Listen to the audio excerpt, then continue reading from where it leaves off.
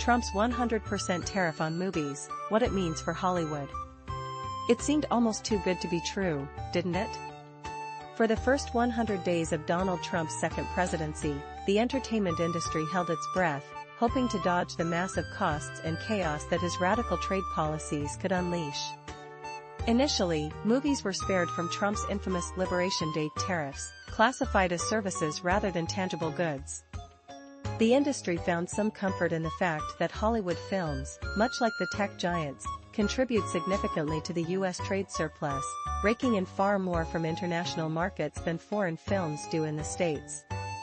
But then, in a dramatic Sunday night post on Truth Social, Trump dropped a bombshell, in all caps, no less, announcing that the film industry was next on his hit list.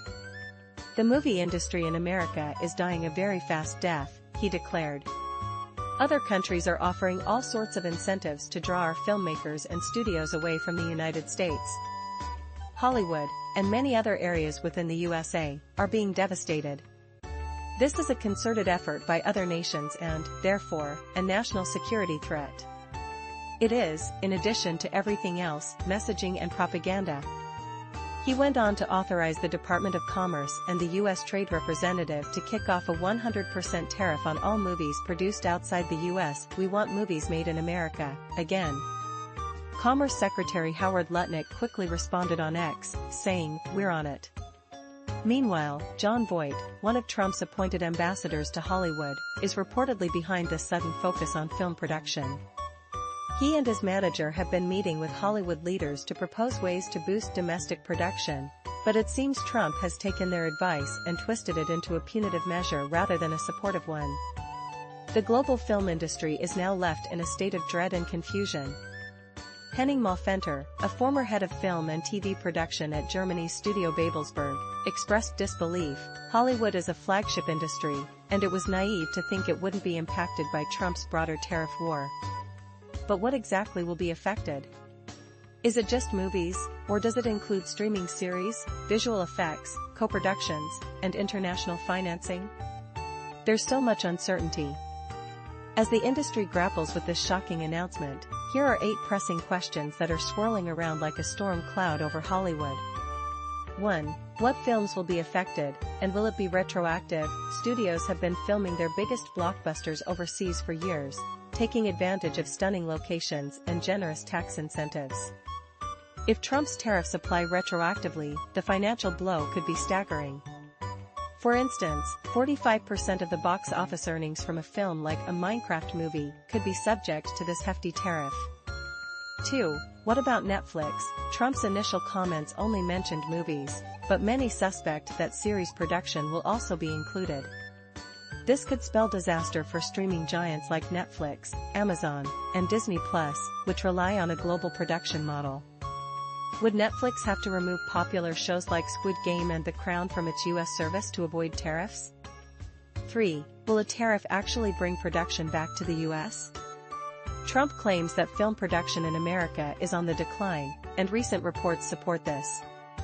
However, the main reason studios shoot abroad is cost. Filming in the U.S. can be 30 to 40% more expensive due to the lack of federal tax incentives. Without a domestic rebate, studios may simply scale back their projects or turn to more digital methods, which could stifle creativity. 4. How will other countries respond? Unlike physical goods, the U.S. has a significant trade surplus in entertainment. If Trump's tariffs lead to retaliatory measures from other countries, it could raise the cost of U.S. films abroad, further hurting Hollywood's recovery from the pandemic. 5.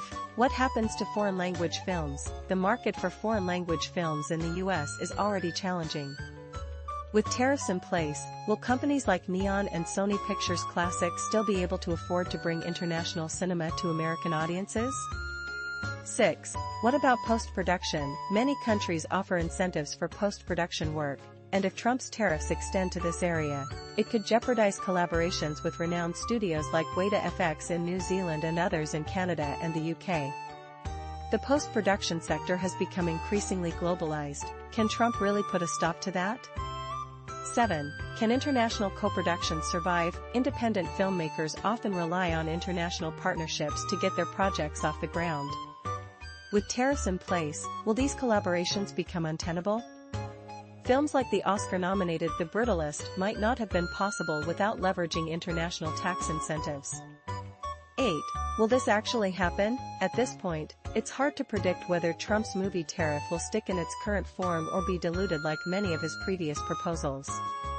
The market's reaction has been relatively muted, with only slight dips in stock prices for major studios.